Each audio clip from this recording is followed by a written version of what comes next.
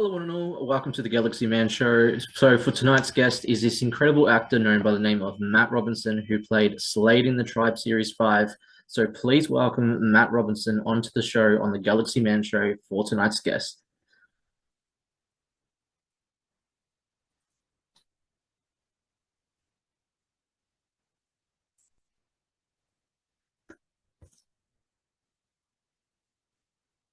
Hello, Matt. How's it going? Yo, yo, how you doing? I'm so good. Thank you so much for joining my show for tonight on the Galaxy Man Show.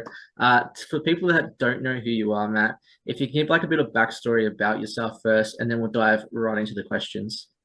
Yeah, of course, man. Well, listen, thank you so much for having me on. I know we've been trying for a while to make it happen, and yeah, I'm just really, really glad that we got this opportunity. Yeah, thank you so much, first of all. So, yeah, my name's Matt Robinson, and I was very lucky enough to be cast as Slade in the tribe and in season 5 and went to beautiful New Zealand and filmed season 5, and it's one of the one of the proudest things I've ever done. So I'm an actor, musician, father, and yeah, we'll get into loads of it on the interview, but that's me in a nutshell. Yeah. So we'll dive right into the first question, Matt. So for my first question, with your music, you create music now, and for the first question, you've created for the first song I'm going to mention, Komarai. Like, what was it like creating this song, and what is the meaning behind Komarai? Yeah, sure.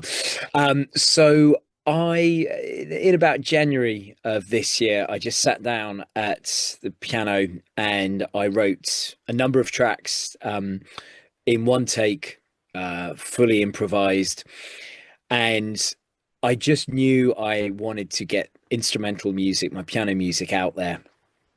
And I hooked up with this incredible producer guy called Angus Malcolm, and we created these songs together.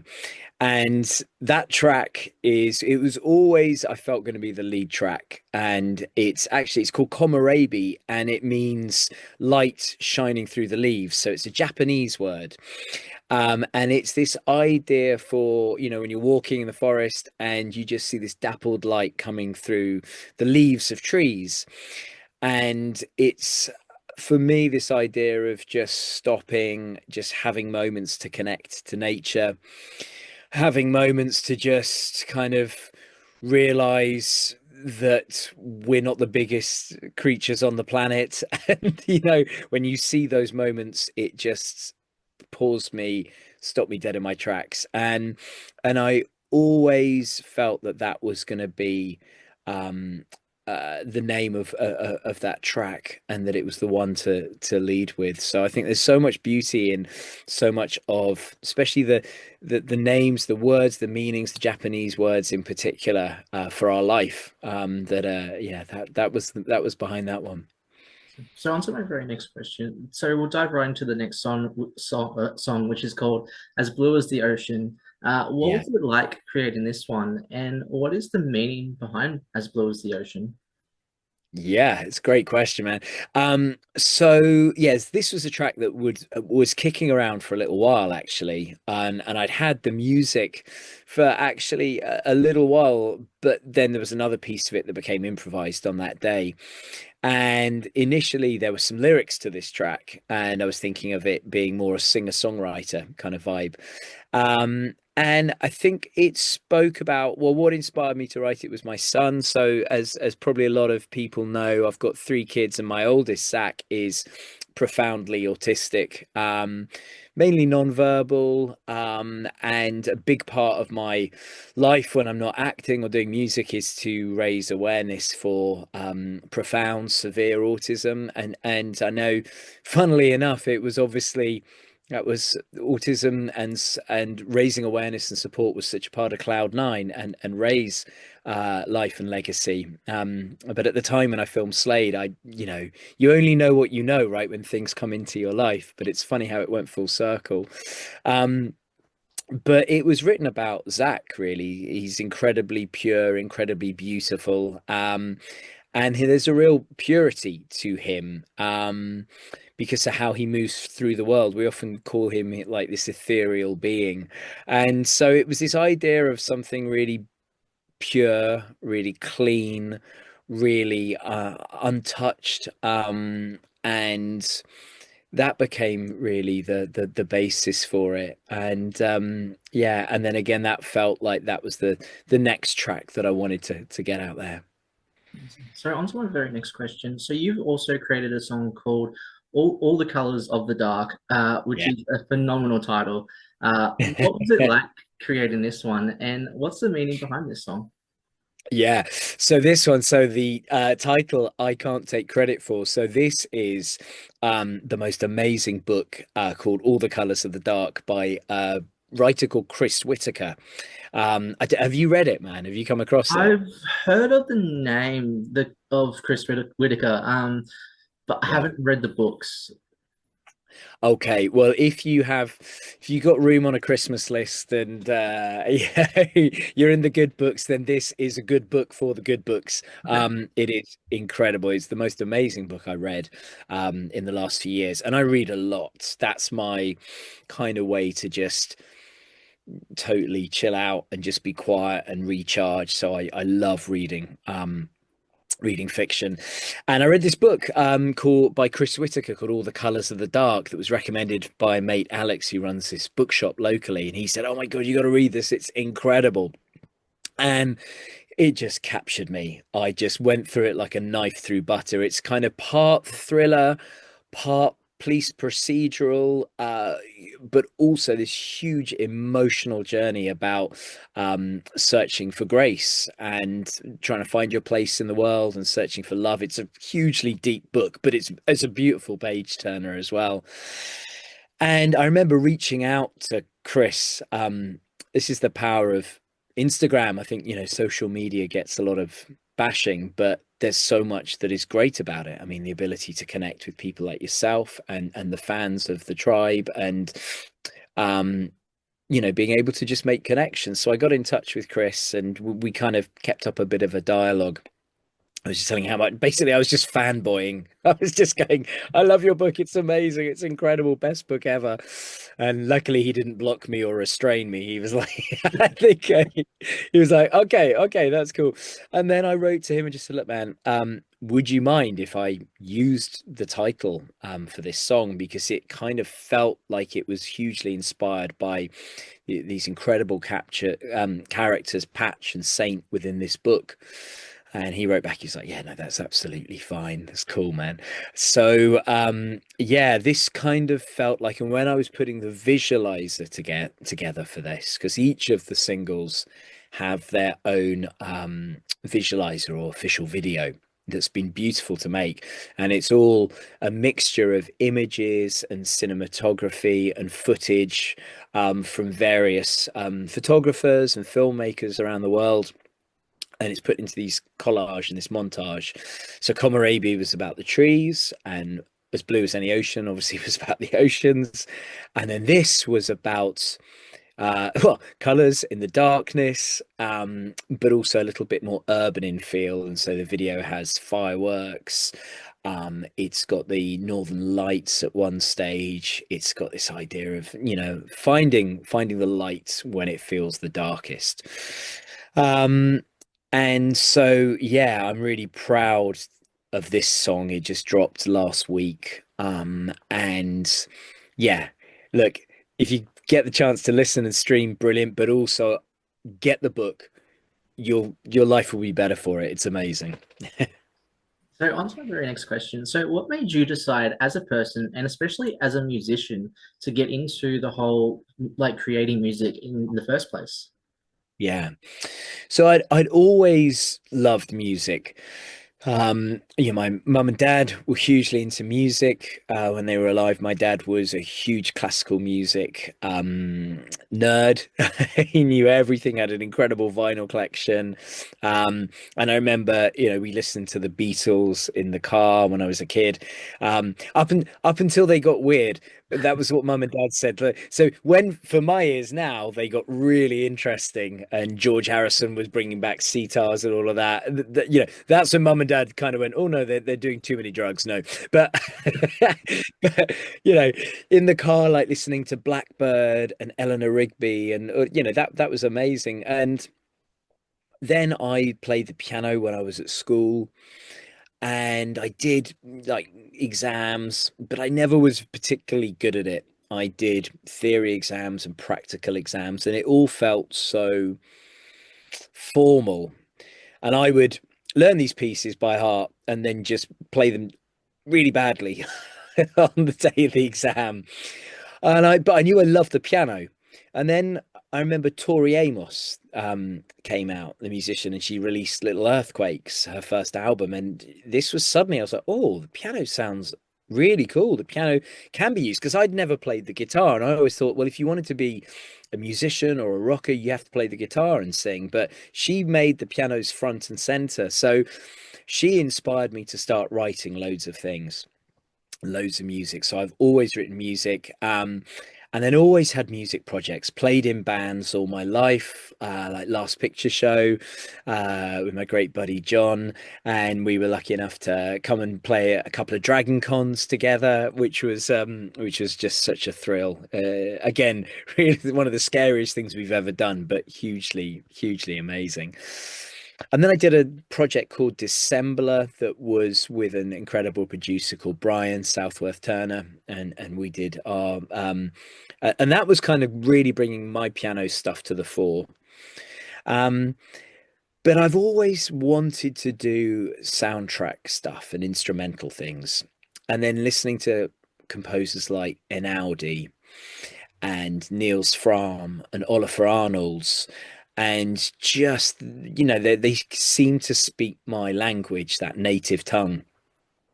And so I'm at the stage now with so much going on in my life and family demands and different priorities that sometimes being in a band and all of that entails, that takes quite a bit of time and logistics and making it work. Whereas just being able to do the instrumental piano pieces, it's just really fits. It allows me to do it at pace. It allows me to do it. We've got the sound sorted. We know exactly what we want. And these first three tracks are all just piano, but we've got a whole load of tracks we recorded with a much bigger sound, with incredible strings and or you name it, all different sounds going on and percussion and really beautiful sounds that Angus and the orchestra created. And we'll release those in 2026. So the beauty was, you know what, man, it wasn't about actually having to think about, oh, I've got to try and make some money from this. And because as we know, making money on Spotify and as a musician, unless you're Taylor Swift, and that is Yeah. virtually impossible. Um, but it was just about creating, just keeping creating, knowing that I just wanted to put these songs out there. And if they connected with people, and if they brought people a sense of calm, and someone heard them and was able to take just a few minutes out to just sit down and just listen and just immerse themselves, then they deserve to exist. So, yeah, it's been a lovely thing to creatively nourish. So on the deeper side of music, Mm. how do you get through your emotions like through music? Like with like say anxiety or say with your son having autism and stuff, how do you get through like emotion side with music? Yeah, well, again, great, really cool question, man. I mean, music's always been the fast track for me to be able to connect with my emotions. So even when I was an actor, it was often the music that really helped me get in the right headspace or emotionally in the right moment for a scene. And if I'm watching films or TV shows, 9 times out of 10, it will be the music that really gets me. Um, think of, say, I don't know, The Shawshank Redemption or anything that Thomas Newman puts his beautiful piano music to. The minute I hear that, I'm just gone. I and I think music has this incredible ability to make us all just really, really connect with our humanity, and music doesn't judge. For me, this is just how it works for me, and especially instrumental music, because with my son Zach, he doesn't have many words. He has a few choice words like egg or cake, you know, when he want mainly food related. And daddy does say daddy, which is amazing. But he's 15 now, and he doesn't have much language, like similar to a lot of children with really profound, severe autism. They don't have that language. So, but he understands so much, and it makes, you know, I've realized that, you know, love doesn't need to have words, and when we're together it's just so peaceful and it's just so connected. And I think that's the same with music. It doesn't judge, it welcomes everyone, but especially that instrumental music, it can soundtrack how you're feeling. And because it's not dependent on language or a language barrier, potentially, or themes or political ideas that are really important to share in music, but might also create division, it's just a very welcoming form, the instrumental side of music, especially the piano. Um, and it's helped me channel that moments where I haven't been able to have the language, you know, for grief, for loss, for anxiety, for all of these things that I like being human, I experience regularly. I don't have the vocabulary to put that into words, but I can put it into music, if that makes sense. And then it becomes hopefully something for everyone, and someone can connect with that, and you know, it can help them. So on to my very next question. So why should people listen to your music? Like, what makes your music stand out from other people's music? Oh man. Um, well, again, I for me, it's just if it finds you and it speaks to you, even though it has no words, then I'm just incredibly honored. And I genuinely believe with in a world where there's just so much noise and there's so much pressure, and we're rushing around, we're so busy, we're so conflicted. You know, we know that globally we're in a mental health crisis. Politicians, world leaders at the moment, I think if we look at what's happening globally, it's dark times. And I think if my music can give people just a few minutes respite in a day, be it watching the visualizer or just listening on Spotify, and imagining they don't have to be in a forest to feel that sunlight from Komorebi. You don't have to be in the ocean to imagine just what it feels like having those, being surrounded by the waves, again, the ocean that doesn't judge, to be able to write your own story when you hear it.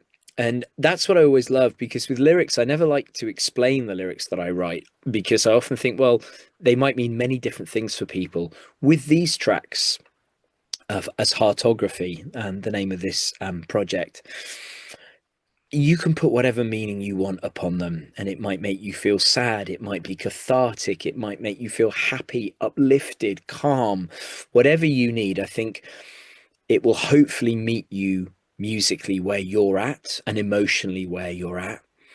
And I just think if that can provide a few minutes of whatever you need in that moment, then hopefully it's a valuable, good use of your time.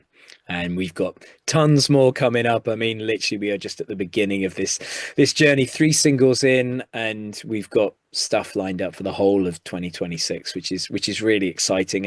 And just to see it grow, you know, see the followers and the subscribers grow. And it literally came out, started at nothing, you know, brand new name, brand new project, no followers, no subscribers, and it's been just really cool to just see that it's kind of grown and people have connected to it.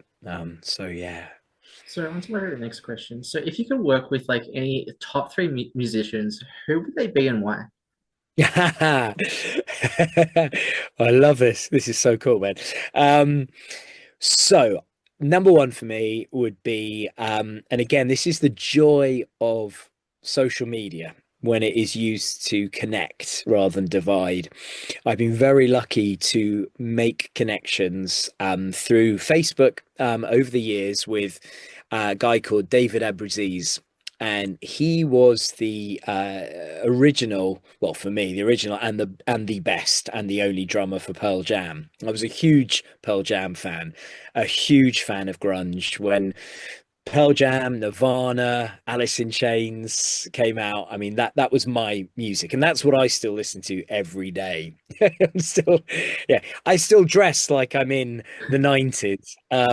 Yeah, part of me still believes I want to live in Seattle, and so again, I reached out. I think I Dave is really active on social media and incredibly connected with fans. And was treated really poorly by Pearl Jam after playing on like two or three of their absolutely seminal albums, and he was the real heart of the band. And due to personality clashes, yeah, he was forced out the band, and so he's really amazing at connecting with fans online, and loads of people have connected with him, and he's helped people on their projects. He's helped share and spread the word about music. He's also an incredible human being, and really, really outspoken and unafraid in how he views Trump and the state of America at the moment, and the attack on liberalism and values and humanity. So he's an incredible figure. And for me, he during COVID in my band Last Picture Show, we released a song called "The Joy and the Wonder," and I'd messaged him saying, "Look, man, we're doing this online because we can't do it in person. I don't suppose if you're free, you'd like to join." And he wrote back, he said, "Yeah, man, I'm just coming back from the studio, but I'll try and hop in." And we thought, well, that's so sweet, but that's never going to happen. And then we were in our waiting room, our virtual. Well, jumped on the call, myself, John, and Gaz, and our friend Chris, who was running all the session. And I just remember Chris going, "Oh my God, you never guess who we've got in that waiting room? We've only got that Dave Abruzzi." I was like, "Oh, you're kidding me." And he ended up just, we had a couple of hundred people or something on that call, and we played the song, and we had a little bit of a Q&A, and he just was this hero, and he just was so eloquent and so lovely. So he would absolutely be someone I would love to. I'd love him to put some of his incredible drums behind my piano stuff, and that would just be phenomenal. So yeah, very long answer, but I wanted to just, That's all good. so Dave Abruzzi would definitely be one. Oh God, there's a guy called Scott Matthews who is an English singer-songwriter, and he sounds like Jeff Buckley. He writes the most beautiful, heartbreaking, heart-aching, melodic, um, majestic tunes. And he's got this voice that is like Jeff Buckley, this soaring, gorgeous octave, but grounded in this real down-to-earth humanity. And I've seen him, my wife and I have been lucky enough to see him and live, and it is just phenomenal. So I would love to for his voice to be on, one of my tracks would just be a great joy. Um, and then, oh my God, I mean, it's such a tough question, man, because there's just so So many, many. Yeah. so many people. And I think, oh wow, I mean, like my daughter and I were lucky enough to get my oldest daughter and I were lucky enough to go and see Billie Eilish on Okay. her recent tour, and it was phenomenal. I mean, I spent most of the time watching my daughter watching Billie, because just seeing her expressions, and she knew the words to every song. And Billie Eilish just had this audience in the palm of her hand, but was so relatable, so connected, and so in the pocket of every song. And then she'd open her mouth, and this voice was just stunning. So, oh my God, I think in the intimacy of these piano songs, my God, to have Billie Eilish's voice there. I mean, these are all pipe dreams, but wow, that would be quite something, yeah. So on to my very next question. So what are like the positive and negative side into creating music, and how do you get through those like negative moments as a musician? Yeah, so I think nowadays it's like it's not enough. Well, the positives and negatives kind of have equal charge and kind of fire off each other in a way because back in the day when we were making music and I've always played music and been in bands, it was all about getting a record deal. And if you couldn't get a record deal, then no one would hear your music and it'd be really, really difficult to get it out there. And so it was all about trying to get a deal. And now, with all the various platforms that we have available, it's great. You don't need a deal to release music. So anyone who wants to is able to record and release music. And I think that is a really, really cool thing, be it standalone singles, EPs, albums. So that is important because it's empowering. But I think with it, it's such a minefield because nowadays, you have to be all over social media. And again, we've mainly in our chat spoken about the joys of connecting on social media and it's a wonderful thing. But as I'm sure you know, man, more than most, you got to put in a lot of time. Social media moves at such pace, and to be on all the platforms, to be really present and creating content and then updating it and constantly updating it and trying to get the balance right between not pissing people off by constantly jumping in their feeds and but also being proactive. It's quite tricky to do. Still at the stage of growing my audience, so a lot of my friends and family, they're every time a single comes out, they're like, oh god, here we go. And it's like, would you just mind? But the hope is as it gets bigger and bigger, it has its own momentum. So that requires a lot of work. It's not enough nowadays, in my experience, as a unsigned independent musician to just be able to go to just do the music. You have to be a social media marketer. You have to learn how to do all this and be active and push yourself. It's a good thing in a way though, because it pushes you out of the comfort zone, but it's finding the balance because I don't want to spend my time staring at a screen or be constantly living online. So, especially with a young family, so I try and find that balance. Luckily enough, I have teamed up for the Heartography project with an incredible record company, ADS, and Alex and Cam and Lise we've been working together as a four really to really put the music out there, navigate all the logistics, get various things set up online, and those guys have been such a I couldn't have done it without them. And then we sit down and we analyze and we look at what's working, what isn't, and that's quite cool actually, keeping objective. I think it's hard because it can feel very personal. So you get the highs when you see that people are connecting. And I still get this little buzz, man, every time I look on my Spotify and I see that someone's listening right now. You just go, oh, wow, that song that was written just by itself now is connecting with someone. I mean, they might be hating it, but yeah, it doesn't matter. They're still connecting with it. Um, but it's easy to get wrapped up in the figures. And I think it's easy to go, oh, well, this one isn't doing as well as that one. And oh, God, maybe people hate it. Maybe they don't like it. And because it is very vulnerable whenever you put yourself out there. And I think, look at, what you do with your show and it's you put yourself out there Yeah. and there's a vulnerability to it. And as much as there are some people that will want to be affirming and champions, there are also, as we know, people that, and some of it's, everyone's got their opinion, but sometimes people can wield a keyboard or a pen with less kindness or generosity than they might normally act. And so I think trying to have a thick skin and be objective about that rather than take it all really personally is a really constantly evolving learning curve. So yeah, that's the kind of yin and yang, if you like, almost of it. First tribe question. What was it like playing Slade, the incredible role, the incredible performance that you gave in the role of Slade in season five. Oh man, well, look, thank you so much for your really kind words. I mean, it was the best thing that has ever happened to me professionally. It was a dream. It truly was a dream come true. I had had a bit of a tough time at that moment back at home. My mum had passed away from cancer very young.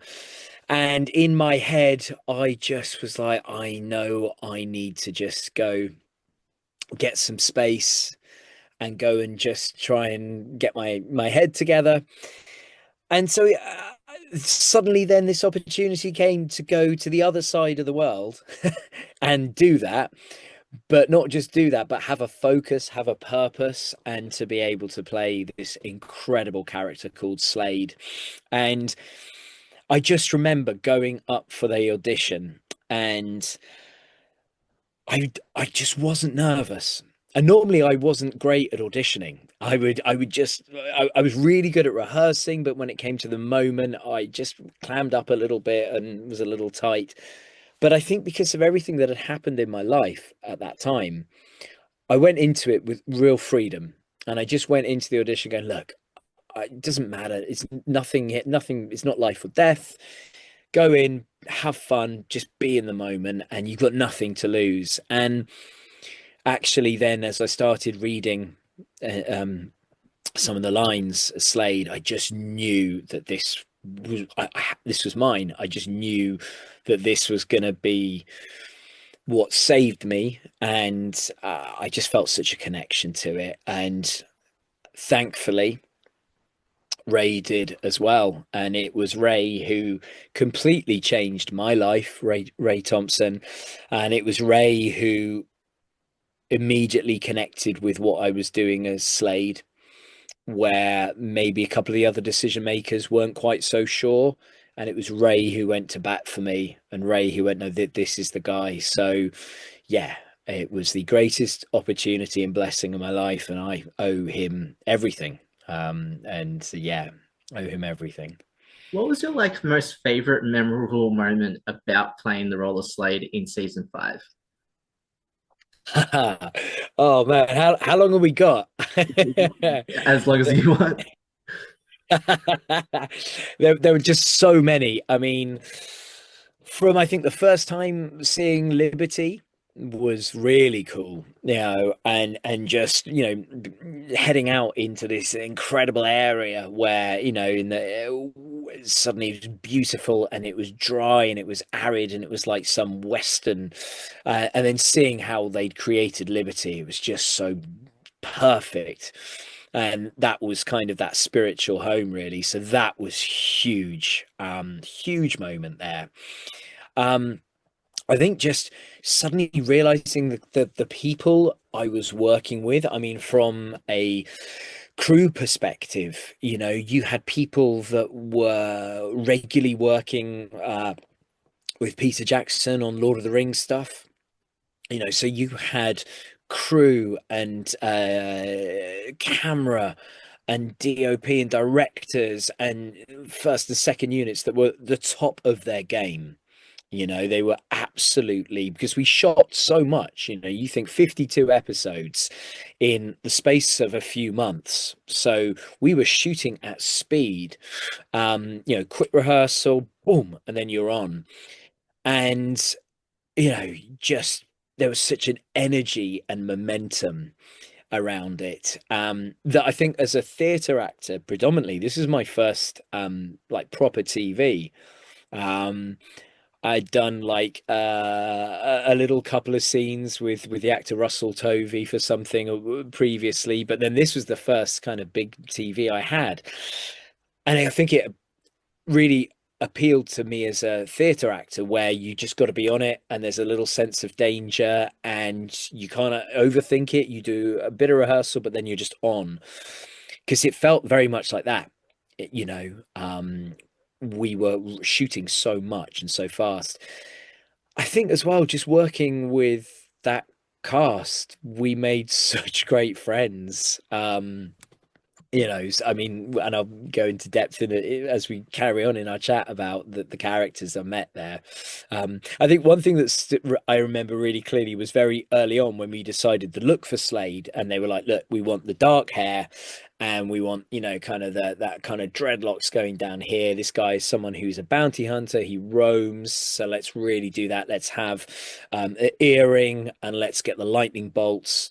So I went to this tattoo parlor called a Flesh Wound. I remember it so clearly, where they pierced my ear, and that was the kind of beginning. And then we dyed my hair jet black. It was quite long, but then added in the dreads, and then the tattoos. So these are obviously my real tattoos that Oh, have been done by the brilliant Kaylin Paris, my great friend and amazing art actor and incredible tattooist.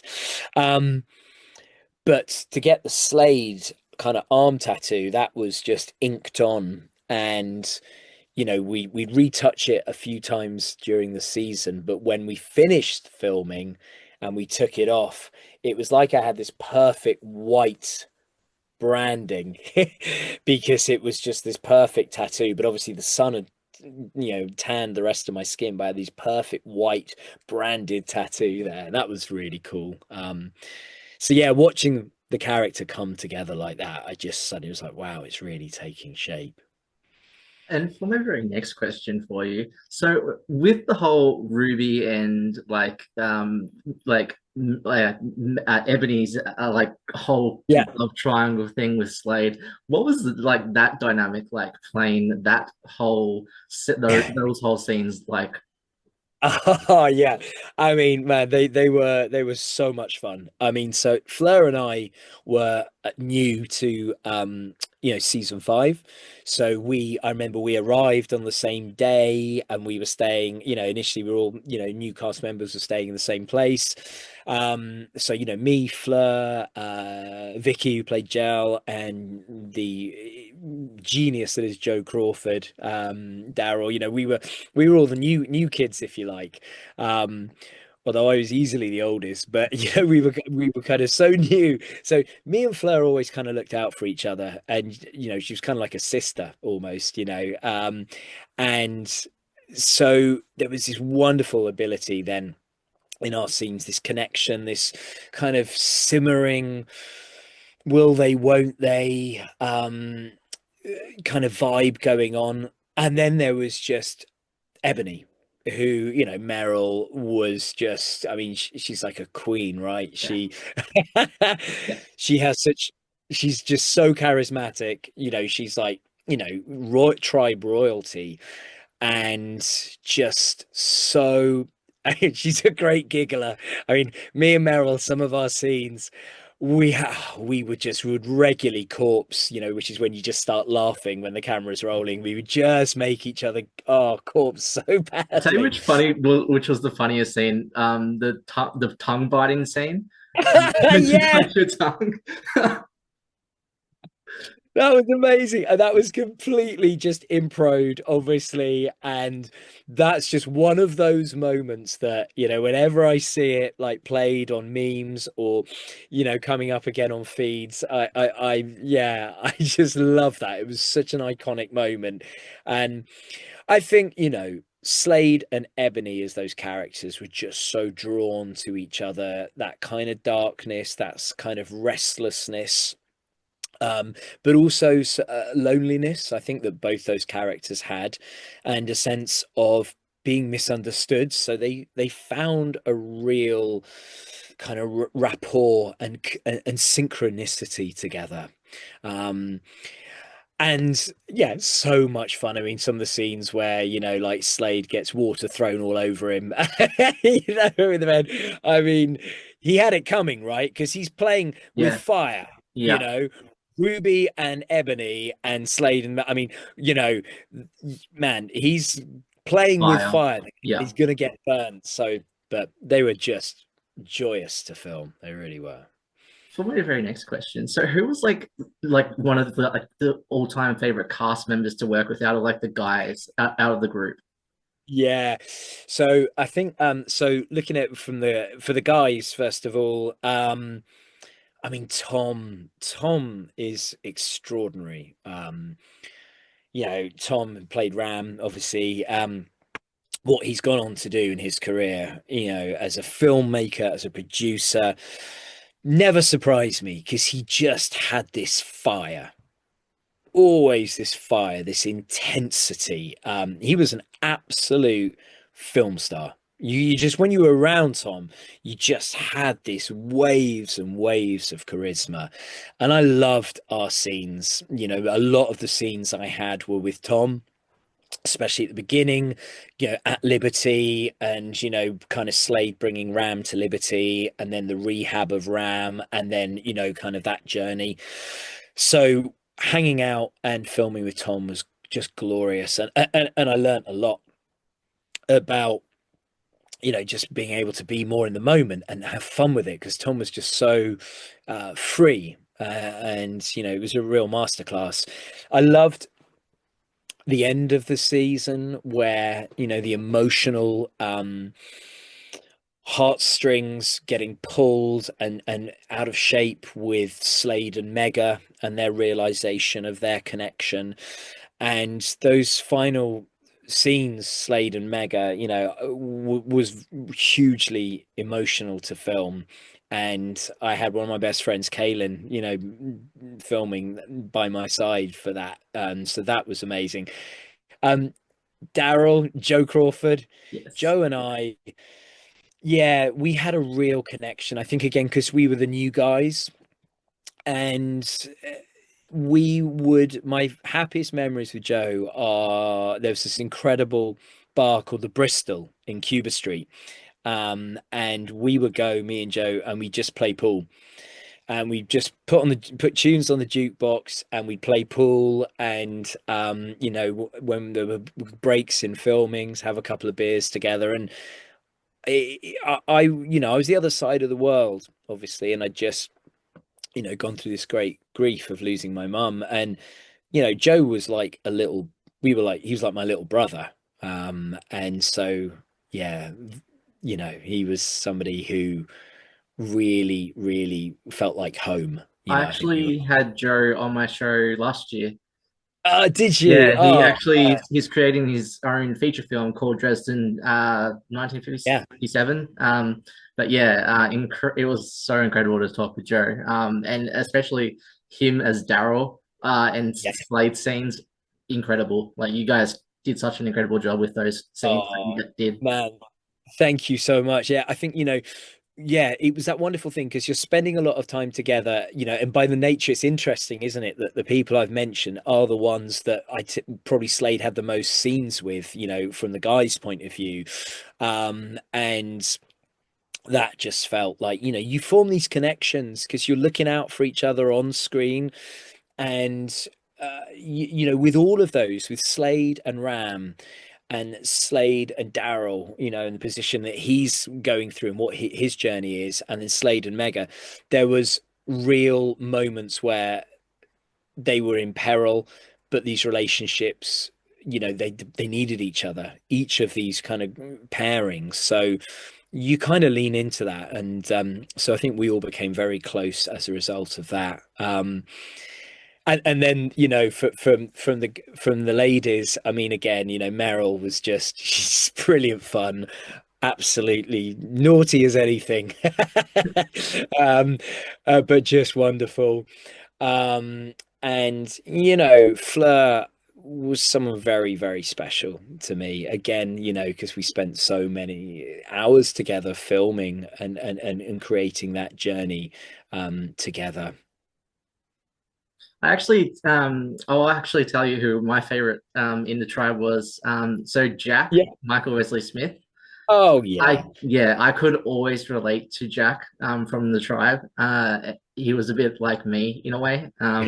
And I just Oh, yeah, if I could have Michael Wesley Smith on my show, I would adore that so much. But it's a yeah, dream of mine. he was just such a lovely guy. Just so funny, just brought such warmth. Yeah, incredible comic actor as well. His timing, his authenticity, how natural he was. And he was just lovely to be around. He kind of took the work seriously, but never took himself seriously.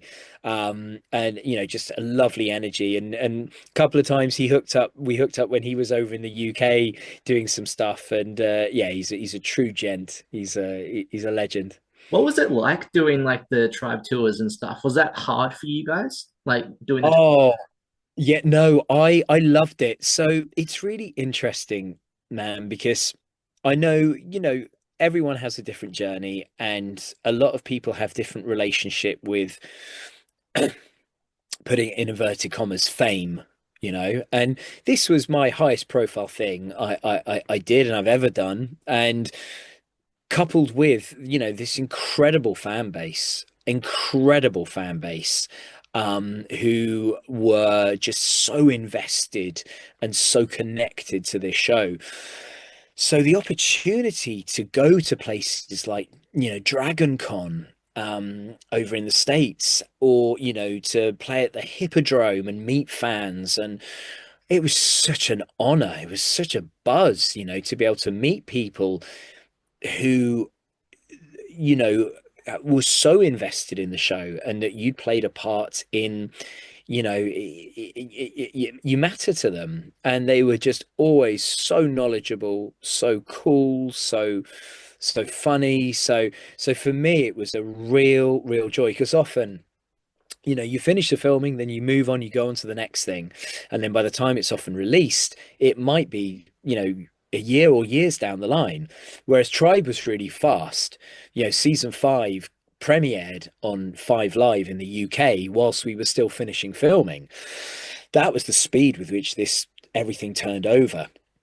So it meant that it felt really live and in the moment. And I mean, what an opportunity. And still then throughout the years, even though we're talking, 2 decades on, when Ray interviewed us all during COVID, and we had the Tribe cast member chats with Ray. I mean, that was one of the most profound 2 hours I'd ever spent in my life at a time when we were all facing this thing together, COVID and the pandemic. And Ray was like a lifeline. And obviously life mirroring art, this virus that was there wiping out people, left, right, and center, and uncertainty and fear. And it was no surprise that, the Tribe rocketed right back up the charts during the pandemic in the same way that people needed to see things like that. They needed to see things like The Stand by Stephen King or Outbreak. People needed to know that there is hope. It's going to be okay. We're going to weather these storms. And just being able to use social media and use the platform I had and use this incredible Tribe family to connect with fans and share videos, it's something that really matters to me. And so I loved it. I loved and I miss those opportunities, and those experiences in the flesh together. But they were remarkable. Yeah. What was it like ending the Tribe season 5, like going on the boat? And would you have wanted more out of the Tribe, like with like the characters and stuff of like getting more seasons, or what would you Oh like? God. Yeah. I mean, look, man, absolutely, Jacob. I mean, our hope was at the time that, season 6 would happen. And there was, talks, whisperings about maybe a feature film. And we know that, within the world of TV, the world of film, what happens and what is possible, there's so many things behind the machine, logistics, budgets, projects, availability. There's all of the mechanics of it. But I was hoping that when we sailed away on the boat, yeah, absolutely, that there would be more stories to come because I felt that, especially season 5, was able to go a little darker, address some really adult themes, by the nature of it. The actors were getting older, especially me. I mean, I was, I was pushing those limits, but I had to shave like 3 times a day and, you know, um, but the fans as well that had grown up with this show, and and I'd obviously learnt this all retrospectively because I'd only come in for season 5, and but people were going through this journey and getting older, so I think there was real appetite And I think what season six and on could have explored with those characters that are torn apart by war, by jealousy, by rage, but ultimately coming together because it's humanity. What are you going to do? You split apart, or do you fight together? I think there were so many things to be explored, and on that boat, you could just see the tension simmering, the relationships about to explode and fragment. You had some characters like Slade in particular, who's wounded. And I mean, yeah, this is a great thing with Tribe fans. I have read and seen some incredible fan fiction, and been able to been sent stuff and read through it about what would happen next, Slade's journey next, and some amazing ideas there. This guy who was wounded emotionally and physically, how he recovers and the vulnerability there, and is he able to fully recover? And I think that would have been really interesting to explore that rehabilitation, of a character such as Slade. So yeah, unfortunately it wasn't to be, but my gosh, if I could turn back the clock and somehow make that happen, that would be my magic wish for sure. So on to my very next question. So with the whole tribe and like with like season five and like then creating the books, what was it like coming together and like doing the books in audio? Well, what a gift that was. Again, majority of that happened during the pandemic. And so again, Ray saved my life, again, 20 years later. He saved my life pretty much the first time when, he cast me as Slade. And then when we were going through this, we had the joy of the audiobooks, and to be able to just immerse myself back in these characters and be able to creatively be in the tribe world again was just fantastic. Um, and I love audiobooks. I'm a huge fan of them. I listen to a lot of audiobooks when I'm out walking the dog, or I'm out. So to be part of that craft was incredible. And then I was lucky enough and honored enough to be able to read some of the chapters of Ray's autobiography. And that was just such a huge honor to be able to put some of that, bring that some of that to life. So yeah, it's been the defining role of my life, and the defining thing I've done professionally. I'd say, I will always be able to, say to my kids, look, hey, your dad was a bounty hunter. You know, he was on a box set. There is his face. There it is. I mean, and yeah, here lies Slade. I mean, yeah, it was very, yeah, very special. What were like the stunts like on the tribe? Like, did you have to like learn physically the stunts? Yeah, so that was great. So worked with some incredible stunt guys there. We had a guy I remember called Sam, amazing Maori dude, who would be the stunt coordinator, or one of them. And so, learning some of the combat, hand-to-hand combat, the fight scenes, it was just so cool. I'm there like, early 20s, just, getting the chance to do that, but learn how to fight properly on screen. And again, learn from people like, you had like Caleb, who plays Lex, who's such a good fighter, Yeah. such a good screen fighter, and you're watching him and learning all the time. So that was amazing. That real physicality, because Slade needed to have that, he needed to be physical, needed to be strong. And I'd done a lot of fight choreography rather before, but on stage. So when I got spotted by an agent who then sent me up to audition for Slade, it was when I was playing Romeo. We were doing Romeo and Juliet, an open air tour in the UK, and so loads and loads of big fight scenes there. The fight between Romeo and Tybalt, and we really drilled and drilled and drilled. So I remember going up for the role, and the director said, "Look, you don't know how to fight it well enough with a sword, so you've got 6 weeks. You come back in 6 weeks, and if you can show me you can fight." and you can do really good stage combat, then the role's yours. If not, you'll play Benvolio.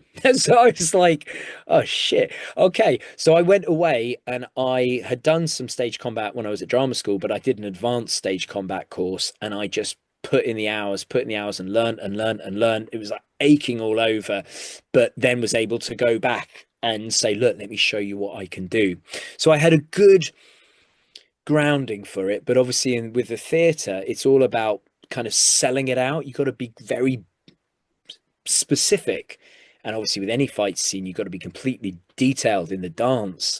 But you've also got to make sure that, say, people in the back row, if you've got an audience of 500 people, can still see it and feel the passion and feel the grit.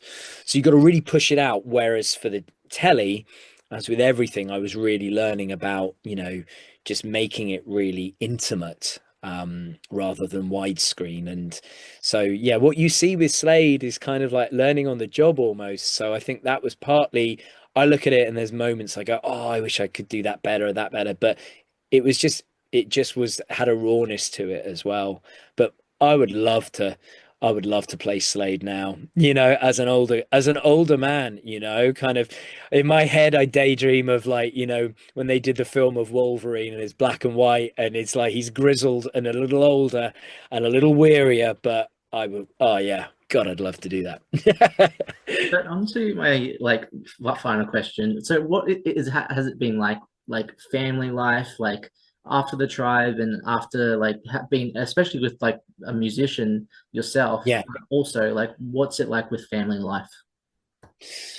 Yeah, busy, busy, but an incredible blessing. So, very lucky to have, three beautiful kids. Zach, who through his, profound autism has brought an aspect to my life of that. Yeah, it was, I never knew I had in me, and it was about fighting to get Zach the life that he needs and deserves, fighting the local authorities to get him the care that he needs. And, the care system is under huge strain. And for a lot of children with disabilities and profound severe disabilities, the system is broken, inherited by governments after governments. And, nowadays some people are waiting like up to like 8-10 years to get an autism diagnosis, and early intervention is key to be able to help people get what they need. So Zach's made me become a warrior in real life that I have to be for him. And my two daughters are just they're wonderful. They're horse mad, horse crazy. One of them, like literally goes jumping like huge heights on this horse, fearless. And my younger one loves climbing and bouldering. And so I'm watching them in total admiration, and I learn a lot from them. And I've been lucky enough to be married to an amazing woman for, kind of maybe 20 years or so now. And we met at drama school and we have shared, so much. We built a life together and been there through a lot of losses. I've lost, both my parents, and, Zan lost her dad rather, a year and a half ago. So going through grief, going through a lot of that together, it's made me realize how lucky I was to be able to have the tribe and play Slade. And I look back to it almost as a time when, yes, I was going through a great deal of grief, but everything, it was, there were no responsibilities. It was just a totally free kind of state. And I think now just with my kids, just really wanting them to just be happy and healthy, really realizing that that's all that matters. Zan and I, we don't, it's not about exam results or certificates or, how many this star this did you get that. I couldn't care less about that. It is, are you happy? Are you happy? And, do you know that you're supported and loved? So, we have luckily our health, and so that is something that is really cool, and the ability then to do some projects like cartography and things like some of the audiobooks like we've done. So Yeah, I feel very grateful. I mean, I'm going to be hit a big birthday age next year.